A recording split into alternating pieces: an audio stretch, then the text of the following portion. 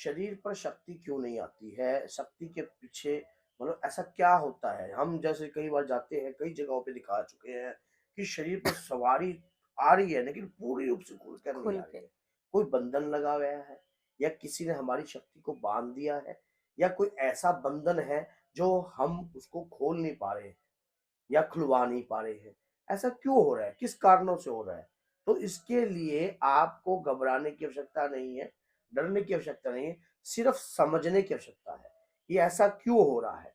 जब कोई शक्ति मलिन अवस्था में होती है, तब वो शरीर पर पूर्ण रूप से खुलकर नहीं आती है। उसकी मलिनता खत्म नहीं हो रही होती है। कई बार हम सोचते हैं कि शरीर पर तेज तो आता है, जैसे किसी के शरीर पे तेज आ गया, पूरी तरीके से तेज आ गया, इस प्रकार से पूरा तेज आ गया, जय श्री, लेकिन उसकी मलिनता कितनी है?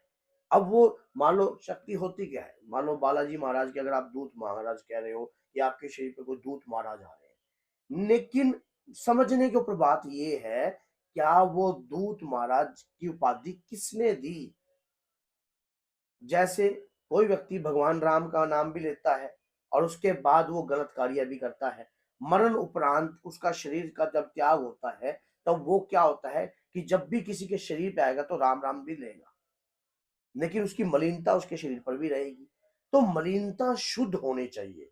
अंदर की गहराई को समझो, उसका शरीर शुद्ध होना चाहिए। हमारा फर्ज बनता है, जब भी हमारे शरीर पर कोई शक्ति आती है, तो उसको समझना चाहिए, क्या वो पवित्र है या अपवित्र है? अगर वो अपवित्र है तो उसको कुछ भी दिखाई नहीं देगा, कुछ भी कार्य वो कर नहीं सकती। सिर्फ़ आपको और जो बोलती है वो सत्य भी नहीं होता। कई बार सत्य हो जाता है और कई बार होता नहीं है। और कई बार दूसरे का संकट वाक्य में सही बता देती है और कई बार बता भी नहीं पाती है। तो वो शक्ति जो है अभी पूर्ण भाव रूप से शुद्ध नहीं है। तो आपको उसको शुद्ध करवा कर ही कोई शक्ति की सवारी होती है, देवता की सवारी होती है। सवारी देवता की ही आती है हमेशा और देवता का तेज जिसको कहते हैं उसी को सवारी कहते हैं।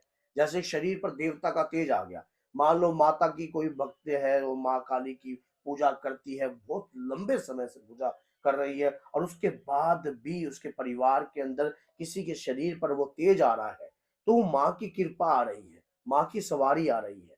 इसी प्रकार से क्या होता है कि आप अगर बाबा की पूजा करते हो या आपके परिवार में अगर कोई पारिवारिक सदस्य आपके बाबा की पूजा कर रहा था और काफ़ी लंबे समय से पूजा कर रहा था और पूजा के दौरान ऐसी बात नहीं है हमारे परिवार के अंदर खानदान में, क्योंकि हम ऋषि मुनि की संतान हैं।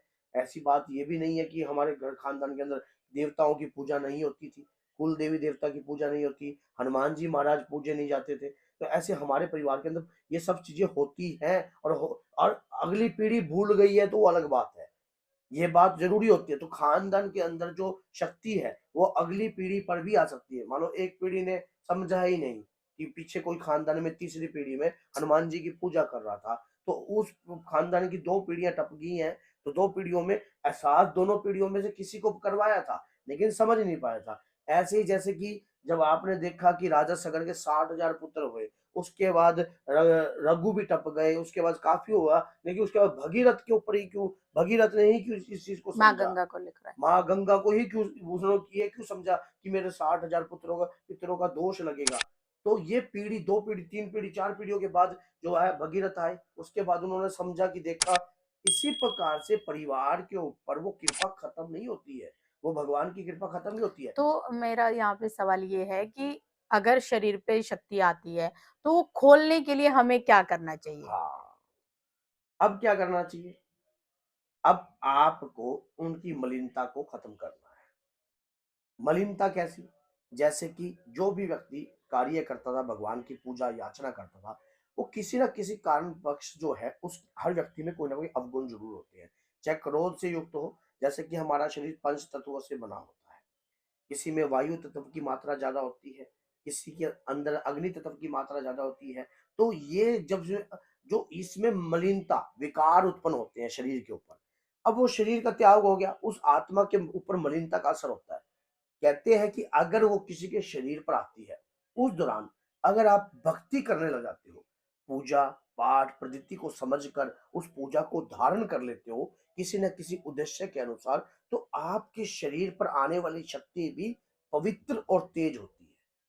और उस शक्ति की कृपा आप प्राप्त कर सकते हो। वही दूत महाराज है और वही आपकी माता की कृपा है, वही भगवान के शंख शिव के गण है। तो उस शक्ति को कृपादायक बनाने के लिए, ताकि हमें अपने इष्ट आराध्य की जिस तरफ वो शक्ति आपको लेके जा रही है, मान लो जब उनका तेज आपके शरीर पर आ रहा है, जय श्री राम तो बोल रहा है लेकिन दिख कुछ नहीं रहा है, सामने कुछ नहीं दिख रहा, पता कुछ नहीं लगता, सिर्फ श्री राम का नाम लग रहा है पता।